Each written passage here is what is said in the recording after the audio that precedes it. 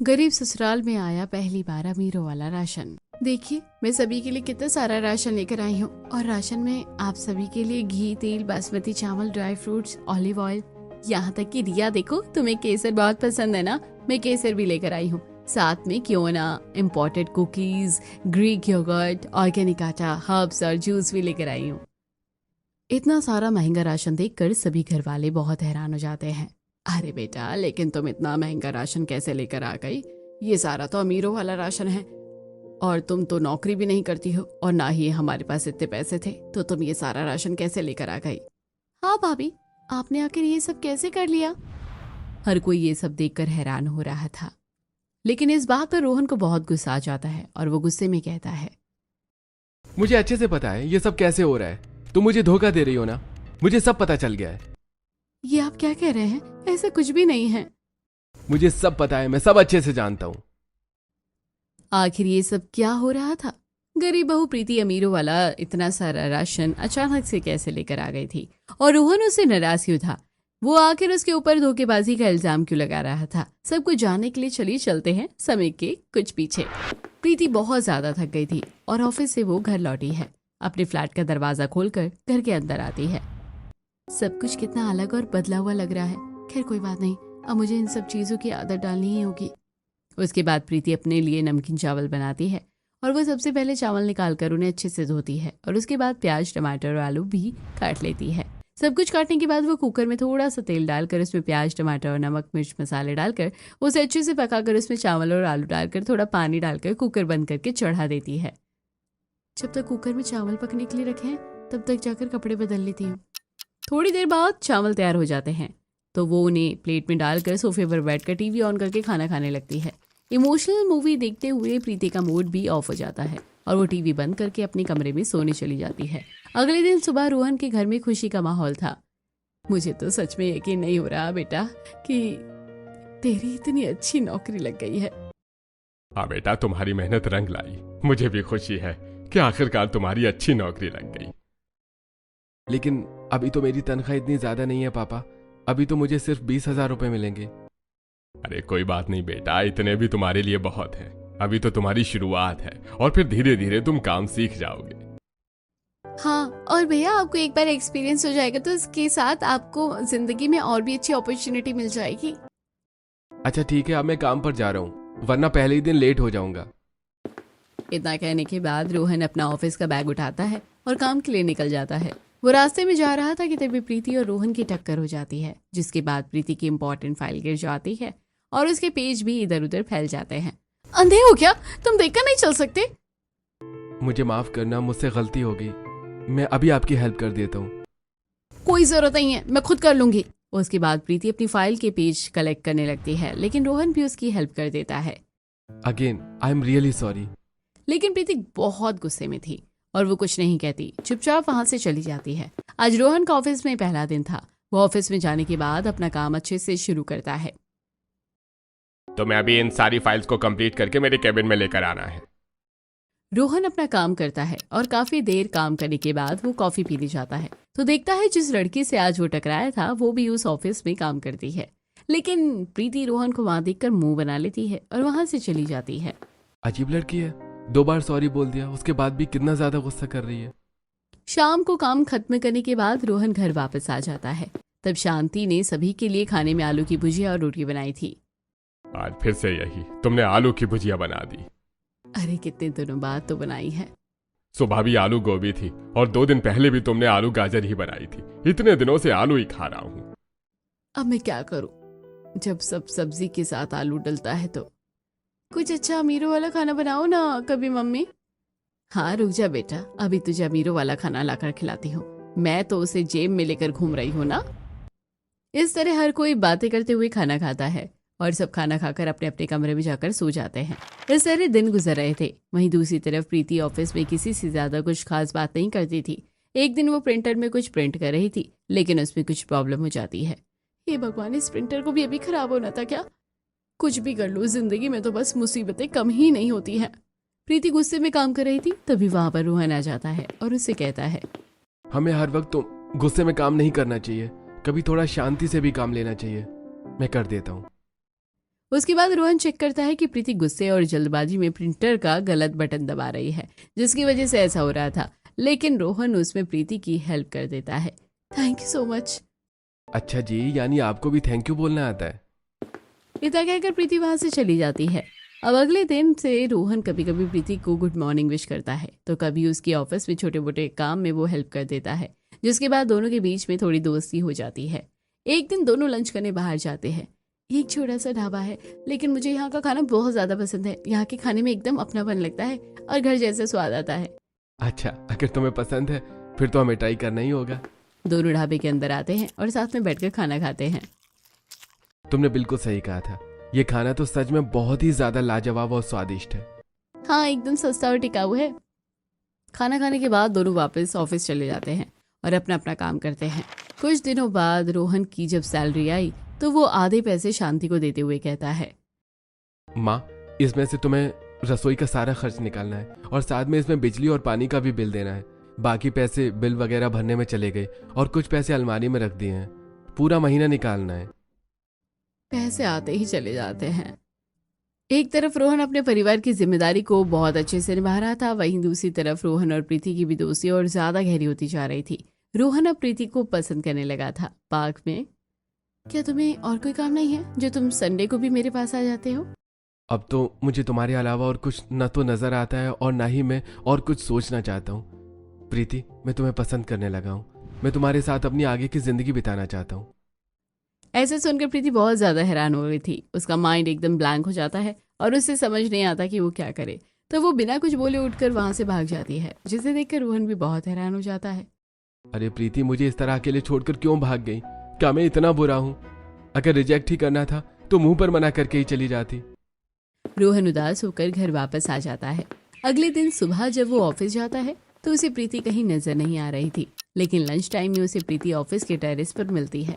वहाँ एक छोटा सा गार्डन था जहाँ पर बेंच था जिस पर प्रीति बैठी हुई थी। रोहन उसके पास जाकर बैठ जाता है। देखो प्रीति, तुम्हें इस तरह मुझसे भागने की जरूरत नहीं है। मैं समझ सकता हूँ तुम्हें मैं बिल्कुल भी पसंद नहीं हूँ। तुम मुझे साफ मना कर सकती हो। अगर तुम्हें मेरी कल की बात का इतना ज्यादा बुरा लग रहा है तो प्लीज मुझे माफ कर देना। इतना कहकर रोहन वहां से उठकर जाने लगता है, लेकिन तभी प्रीति उसे रोकती है। रुक जाओ, क्या तुमने जो कल कहा वो सब कुछ तुमने दिल से कहा है और तुम सीरियस हो? हाँ बाबा, अगर सीरियस नहीं होता तो मैं भला तुमसे ऐसा क्यों कहता? क्या तुम सच में मुझसे शादी करना चाहते हो? लेकिन तुम्हें तो पता है कि मेरा आगे पीछे कोई नहीं है। मैं बिल्कुल अकेली हूँ और मेरे पास ज्यादा पैसे भी नहीं है। मुझे तुमसे प्यार है ना कि तुम्हारी जिंदगी में जुड़ी बाकी चीजों से। मैं तुमसे शादी करूंगा और तुम्हें हमेशा खुश रखने का वादा करता हूँ। और अगर शादी के बाद मुझे जॉब नहीं करनी तो? शादी के बाद तुम्हारा जो मन करता है तुम वो कर सकती हो। तुम्हें मुझसे कुछ भी पूछने की भी जरूरत नहीं है। तो ठीक है, फिर मुझे अपने घर वालों से मिलवाओ। घर वालों से? क्यों, घर वालों से नहीं मिलवाना क्या? हम शादी करनी है तो घर वालों से तो मिलवाना होगा ना? या फिर अभी तक झूठ बोल रहे थे और सिर्फ टाइम पास करने का इरादा है? अरे नहीं, ऐसा कुछ भी नहीं है। तुम्हारे बारे में तो ऐसा मैं सोच भी नहीं सकता। ठीक है, संडे को मेरे घर चलेंगे और मैं तुम्हें सबसे मिलवा दूंगा। इस तरह संडे का दिन डिसाइड होता है और प्रीति तैयार होकर रोहन के घर आती है, जहाँ पर कोई प्यार से उसका घर में, तुम तो बहुत ही प्यारी बच्ची हो। बिल्कुल भैया, जितना आप शब्दों में एक्सप्लेन ना कर सके उससे भी ज्यादा प्यारी है आप भाभी। क्या कहा भाभी? हाँ बिल्कुल, अब आप दोनों की शादी होने वाली है तो आपको अब मैं भाभी कहूंगी ना। सभी प्रीति के साथ अच्छे से घुल मिल जाते हैं और शांति प्रीति के लिए चाय नाश्ता लेकर आती है। सब चाय नाश्ता करते हुए बहुत सारी बातें करते हैं। थोड़ी देर बाद प्रीति के जाने का समय हो जाता है। सच में बहुत प्यारी बच्ची हो। हम खुश नसीब है कि तुम हमारे घर की बहू बनोगी। तुम्हारे साथ कब वक्त बीत गया पता ही नहीं चला। जी, मुझे भी आपके साथ बहुत अच्छा लगा। सभी से मिलने के बाद प्रीति वापस से अपने फ्लैट में आ जाती है। वो अपनी माँ की फोटो लेती है और उससे कहती है, बताओ माँ, आपके हिसाब से मुझे क्या करना चाहिए? मुझे सब अच्छा लग रहा है। उनके साथ मुझे अपनापन लगा जो आज तक मुझे पहले कभी नहीं लगा। मुझे लगता है कि अब मैं सच में शादी करने के लिए तैयार हूँ। अब प्रीति और रोहन दोनों मिलकर डिसाइड करते हैं कि वो जल्दी ही शादी कर लेंगे, लेकिन उनके पास ज्यादा पैसे नहीं थे, इसलिए वो मंदिर में ही पंडित जी के सामने अग्नि के साथ फेरे लेकर पूरे रस्मों रिवाजों के साथ शादी के गठबंधन में बन जाते हैं। आज से आप दोनों पति पत्नी हैं। इस तरह दोनों की शादी हो जाती है और प्रीति अपने ससुराल आ जाती है, जहाँ पर उसके गृह प्रवेश के लिए थोड़ी बहुत तैयारी की थी। बेटा दाहिनी पैर से कलश गिराकर गृह प्रवेश करो। पहले प्रीति कलश गिराकर गृह प्रवेश करती है और उसके बाद सब सो जाते हैं। और अगले दिन सुबह प्रीति जब उठकर आती है, अरे बेटा तुम इतनी जल्दी क्यों उठ गई, तुम थोड़ी देर और सो जाती। कोई बात नहीं मम्मी जी, मुझे सुबह जल्दी उठने की आदत है। अच्छा बेटा चलो रसोई में चलते हैं, आज तुम्हारी पहली रसोई की रस्म है। उसके बाद शांति प्रीति को रसोई में लेकर जाती है। सबसे पहले मीठे से शुरुआत करनी है, इसलिए तुम पहले हलवा बना लो, तब तक मैं सब्जी काट देती हूँ और सब्जी बनाने की तैयारी कर दूंगी। मम्मी जी आपको परेशान होने की कोई जरूरत नहीं है, मैं हूं ना, मैं सब खुद कर लूंगी।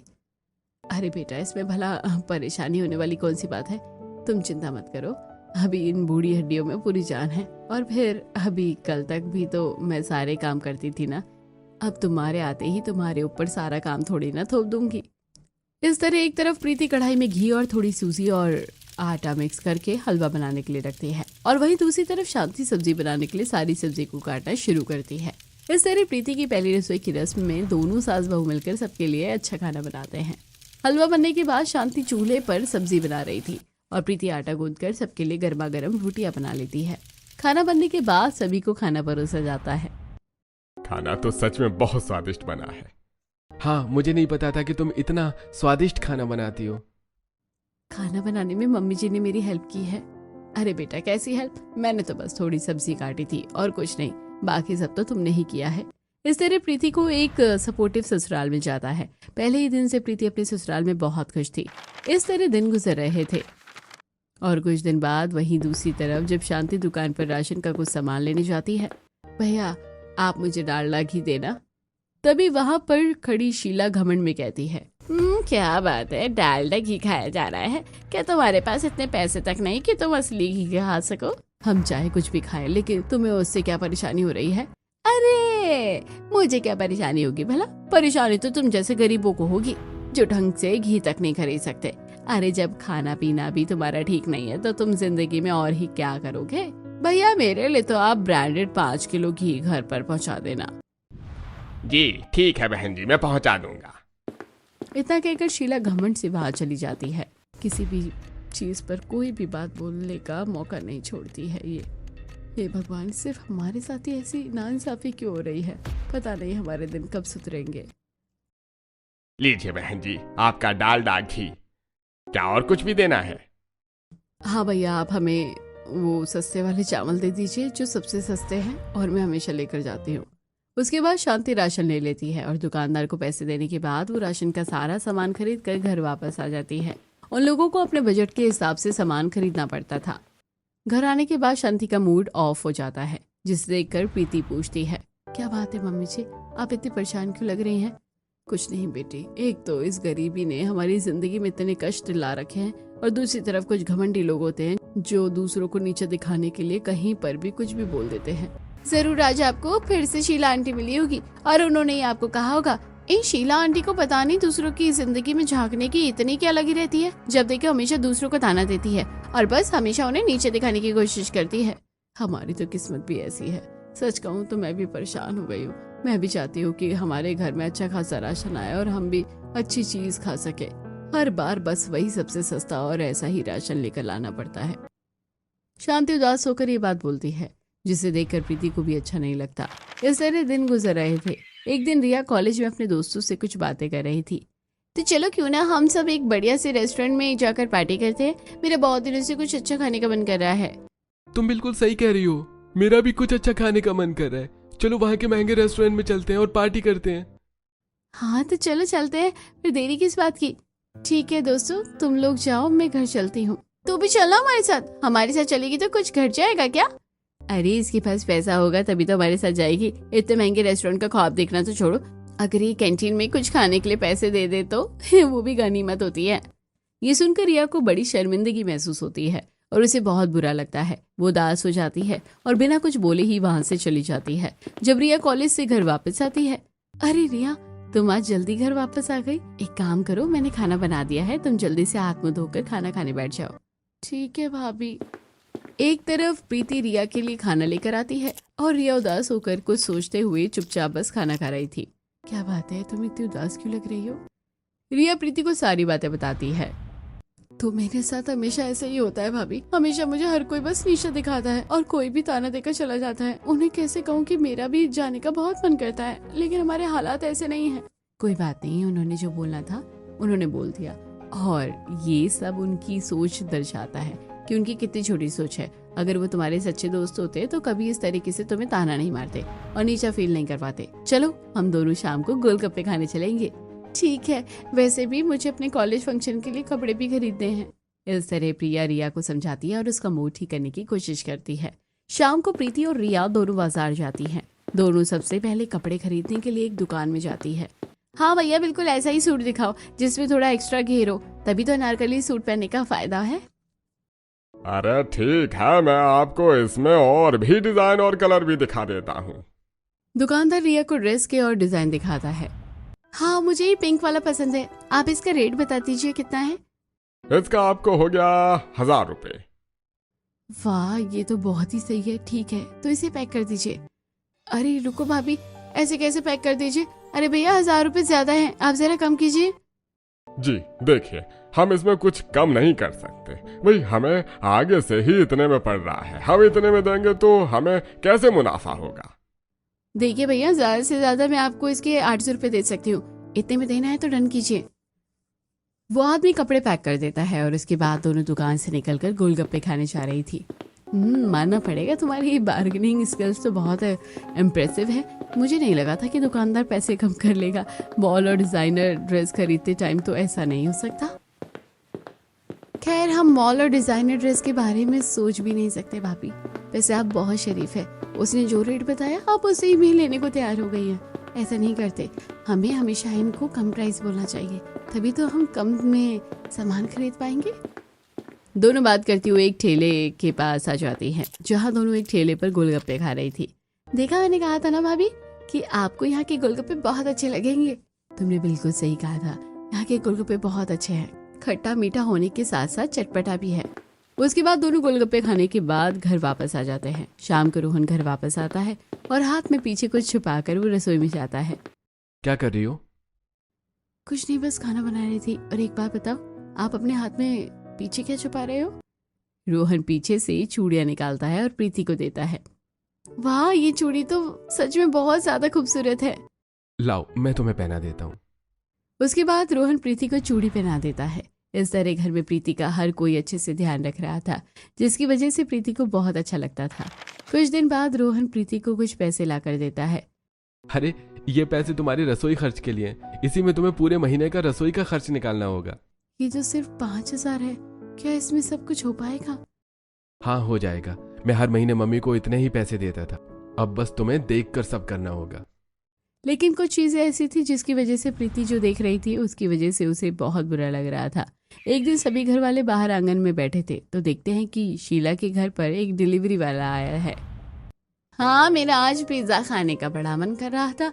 अब मेरा तो जब भी जो मन करता है तो मैं तो अपने खाने के लिए मंगवा लेती हूँ। बाकियों की तरह थोड़ी ना हो कि मुझे अपना मन मानना पड़ता है। और ये लो तुम्हारी tip. Thank you so much ma'am. उसके बाद डिलीवरी वाला वहां से चला जाता है और शीला भी खाने का सामान लेकर घर के अंदर चली जाती है। लेकिन उसकी बात सुनकर शांति को बहुत गुस्सा आता है। हम तो पागल और बहरे हैं ना, हमें तो कुछ समझ नहीं आता है कि वो ये सब बातें हमें ही मार रही थी। सच में मम्मी, वो तो थोड़ा गरीब हालत की वजह से हमारे हाथ बंधे हुए हैं, वरना जैसे शीला आंटी की हरकतें हैं ना, मन तो करता है कि इन्हें बहुत अच्छा सबक सिखाऊं। बेटा, सबक सिखाना तो दूर की बात है, हम तो घर में ठीक से खाना तक नहीं खा सकते हैं। बस यही कुछ चीजें थी जिसकी वजह से प्रीति को बहुत ज्यादा बुरा लगता था। वो देख रही थी कि किस तरह उसके ससुराल वाले हर छोटी छोटी चीज के लिए अपना मन मार रहे हैं। जब शाम को प्रीति शांति के साथ बाजार जाती है। अच्छा भैया, सब्जी कितने रुपए किलो दे रहे हो? जी 40 रुपए किलो है। तो दे दीजिए। अरे बहू रुक, ऐसे कैसे दे दीजिए? अरे भैया 30 रुपए किलो लगाओ, इतने में देना है तो दो, वरना हम चले। इस तरह शांति 40 रुपए की सब्जी 30 रुपए किलो में ले लेती है। मेरी नंद और सास की बार्गेनिंग स्किल कितने अच्छे हैं, मुझे लगता है इनसे कुछ सीखना चाहिए। उसके बाद दोनों परचून की दुकान पर जाती है और भैया मुझे एक नमक की थैली दे दीजिए और 20 वाली हल्दी की थैली भी दे दीजिए। इस तरह उन्हें टुकड़ों में सारा छोटा मोटा सामान लाना पड़ता था। दिन गुजर रहे थे। एक दिन रिया सबका व्हाट्सएप स्टेटस देख रही थी। देखो सब कितने महंगे रेस्टोरेंट में जा रहे हैं और कितने अच्छे अच्छे खाने की फोटो लगा रहे हैं, और हमें देखो आज तक इन डिशेस का कभी नाम तक नहीं सुना होगा। हमें तो बस यहाँ पर पुराने चावल खाने पड़ते हैं, साथ में दाल रोटी या फिर कोई आलू की सब्जी, बस इसके अलावा तो कुछ अच्छा खाना नसीब नहीं होता है। देखो तो जरा सब सुशी, वाग्यू स्टेक और केवियर खा रहे हैं। सुशी तो मुझे भी बहुत अच्छी लगती है। क्या आपने खाई है भाभी? हाँ, एक बार खाई थी। आपका सही है, कम से कम आपने खाया तो है, मैंने तो आज तक टेस्ट भी नहीं किया। अरे खाना ही छोड़, यहाँ तो ढंग का घी भी नसीब नहीं हो रहा है। मेरा तो बूंदी का लड्डू खाने का इतना मन करता है, लेकिन घी इतना महंगा है कि क्या कर सकते हैं। उन लोगों को हर चीज में मन मारता हुआ देख प्रीति ठान लेती है कि अब वो उनके लिए कुछ करेगी। अगले दिन प्रीति परचून की दुकान से 2 किलो महंगा और अच्छा वाला घी लेकर आती है, जिसे देखकर सब हैरान हो जाते हैं। बेटा तू 2 किलो घी कहाँ से लेकर आ गई है? मम्मी जी, मेरे पास मेरी सैलरी के कुछ पैसे सेव पड़े थे, बस उन्हीं पैसों से लेकर आई हूँ। आपका बूंदी का लड्डू खाने का मन था ना, तो अब मैं देसी घी के लड्डू बनाऊंगी आपके लिए। बेटा तुझे अपने बचाए हुए पैसे हम पर खर्च करने की क्या जरूरत है? क्यों, क्या मैं इस परिवार का हिस्सा नहीं हूँ? जब आप लोग मेरे लिए इतना कुछ करते हैं तो क्या मैं आपके लिए इतना कुछ नहीं कर सकती? अब प्रीति घर में ही बेसन का आटा तैयार करके और कढ़ाई में खूब सारा तेल गर्म करके उसमें बूंदी डालकर उन्हें पका लेती है। उसके बाद उन्हें निकाल कर चाशनी में निकाल देती है। इतना सब करने के बाद उसमें बहुत सारा घी डालती है और उसके बाद उन्हें मिक्स करने के बाद अच्छे से गोल गोल घुमाकर लड्डू की शेप में बना देती है। उन लड्डू में बहुत सारे ड्राई फ्रूट्स भी डाले थे। इस तरह देसी घी के बूंदी के लड्डू बनकर तैयार हो जाते हैं, जिसे हर कोई घर में खुशी खुशी खा रहा था। सब लड्डू खाते हैं। काश हम हमेशा ही अमीरों वाला खाना खा सकते। बेटा हमें सच में खुशी हो रही है, तूने हमारे बारे में इतना सोचा। हाँ सच में, वरना हमारे घर में कहाँ ड्राई फ्रूट्स और इतना अच्छा घी आता है। पहली बार कुछ अच्छा खाकर सबकी आंखों में चमक देखकर प्रीति को बहुत खुशी हो रही थी, इसलिए वो शाम को ही जाकर सबके लिए बासमती चावल लेकर आती है। आखिर तुम ये सब सारा सामान क्यों लेकर आ रही हो? तुम अपने पर्सनल पैसे क्यों खर्च कर रही हो? मैं क्यों खर्च नहीं कर सकती, बताइए जरा। इतनी मेहनत से तुमने उन्हें सेव किया होगा, और इस तरह सिर्फ खाने में सारे पैसे खर्च कर देना सही नहीं होगा। अरे पतिदेव जी, आपको चिंता करने की कोई जरूरत नहीं है, हम सब देख लेंगे। इस तरह प्रीति अब अपने पैसों से घर में छोटे मोटे अच्छे अच्छे सामान लाकर ला रही थी। एक दिन जब प्रीति सबके लिए केसर और बादाम मिल्क के साथ हेजलनट्स, पीनट बटर और उसके साथ मोज़रेला चीज भी लेकर आती है। भाभी आप फिर से ये सारा सामान लेकर आ गई हैं, कितना महंगा सामान है। हाँ बेटा, तुझे बेवजह इन सब चीजों पर इतने पैसे उड़ाने की जरूरत नहीं है। मम्मी जी कुछ नहीं होता है, मैं कह रही हूँ ना, सब ठीक है। चलिए आज मैं सभी को मस्त चीज वाला सैंडविच बनाकर खिलाती हूँ और उसके साथ हम बादाम मिल्क पियेंगे। प्रीति किचन में जाती है और कुछ आलू उबालने के लिए 2 ब्रेड और सेक कर उसके बीच में लगा देती है और साथ में उसमें बहुत सारा मोज़रेला चीज लगा देती है। सैंडविच बनाने के बाद वो सभी को बादाम मिल्क के साथ देती है। सबने पहली बार ऐसा खाना खाया था, इसलिए सबको बहुत अच्छा लगता है। क्या सच में अमीर लोग हमेशा सुबह यही ब्रेकफास्ट करते हैं? उनका तो कुछ नहीं पता पापा जी, कुछ भी खा लेते हैं। एक चीज का पैकेट ही कितना महंगा आता है, हम तो इसे कभी नहीं खरीद सकते। पर बहू, तूने कम से कम हमारी एक बार तो अच्छा खाने की इच्छा पूरी कर दी, बस वही बहुत है।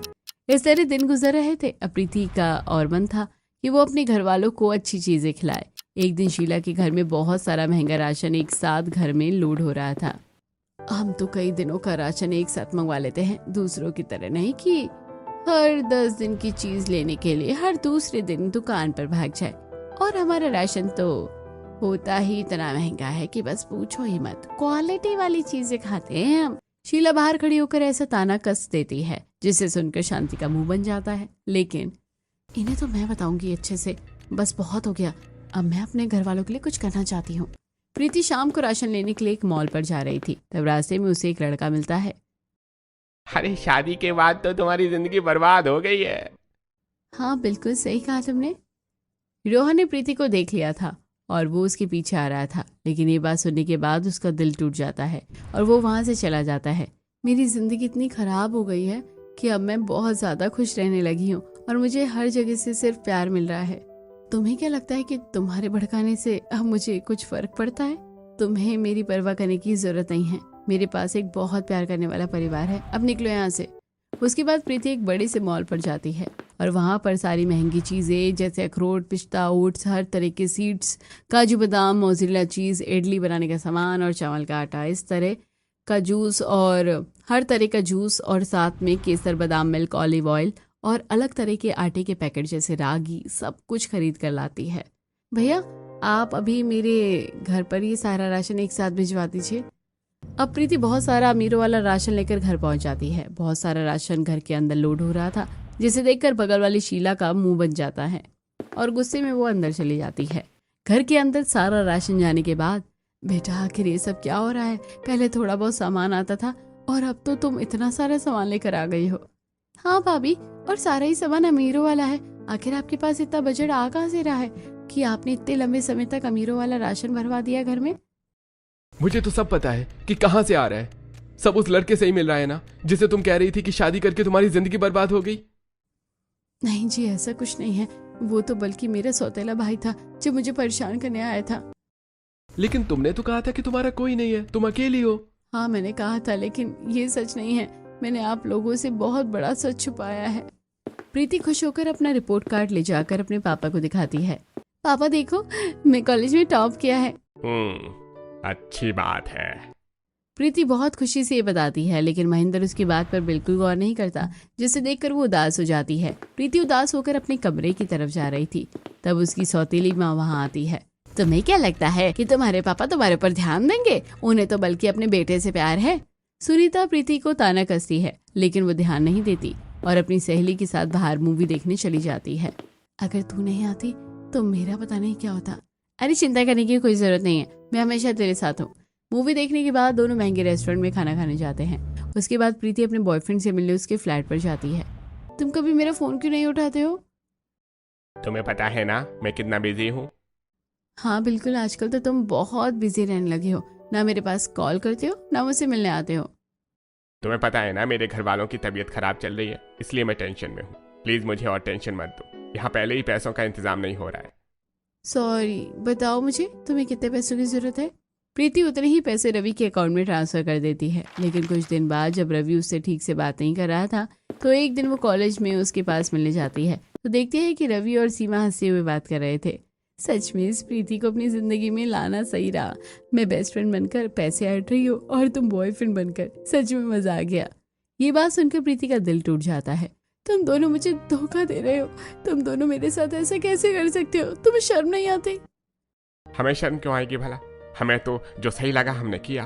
अरे तुम्हारे पास इतना पैसा है, थोड़ा बहुत हमें मिल जाएगा तो क्या हो गया। प्रीति का दिल बहुत बुरी तरह से टूट जाता है और वो वहां से रोती हुई चली जाती है। घर आने के बाद, लो जी आ गई गुलछर्रे उड़ाकर। क्या मैंने आपसे बात की जो आप हर बार मुझसे बात करने आ जाती हैं? इतना घमंड ठीक नहीं है लड़की।